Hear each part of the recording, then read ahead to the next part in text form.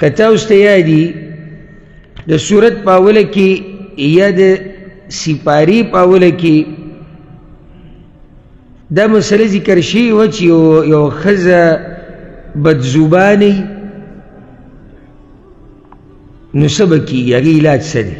وایي دلته دا مسله بیانېږي چې خاوند بد اخلاقی سړی بد اخلاقه دی وایي چې نه نوره دا ښځه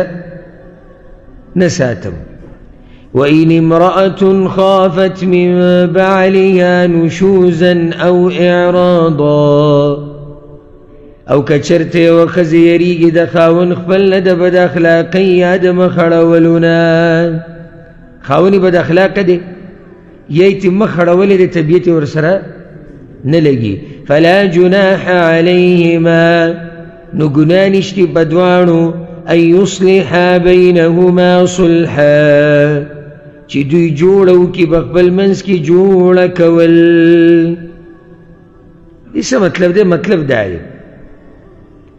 که دا ښځه خپل بعض حقوق پرېږدي نو الله وایي په دې کې څه ګناه نشته لکه سوده رضی الله عنها خپله ورځ چا له ورکړې وه عایشه رضی الله عنها له چې رسول الله سلم یې طلاقه نه کړي ځکه دا یو عمر ډېر نو الله وایي که چېرته د دوی اتفاق په یو خبره باندې راځي جوړ جاړي باندې نو هیڅ خبره نه ده که زنانه پکې د بعضو حقوقو نه تنازل وکړي نو د دې نه یو فایده راووته دا ژوند ګورې ډېر عجیبه دی کله ناکله به لازم اوږه لږه کوزه وړي چې ژوند دې روان شي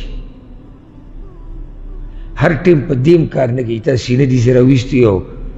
د بریتونه دې وینې ساسي بعضو ځایونو کې به لږه اوږه کته وړي هوښیار سړي دپاره زه یم هوښیار دپاره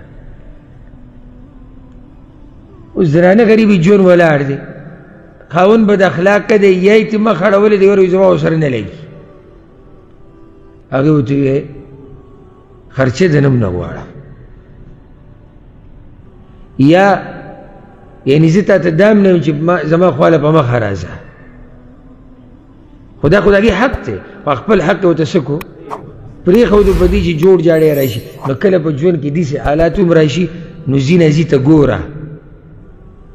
او ځان ته هم ګوره مخامخ کس ته هم ګوره چې څه مناسب دي څه نه دي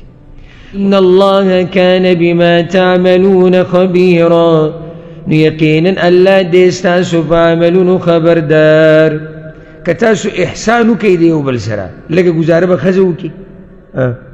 لږ به سړی وکړي او دا تاسو ته ووایم ګورئ د زړه نه بغیر د دې ګزارونه ژوند نه تېرېږي کله به موږ ګزاره کوو کله به هغوی کوي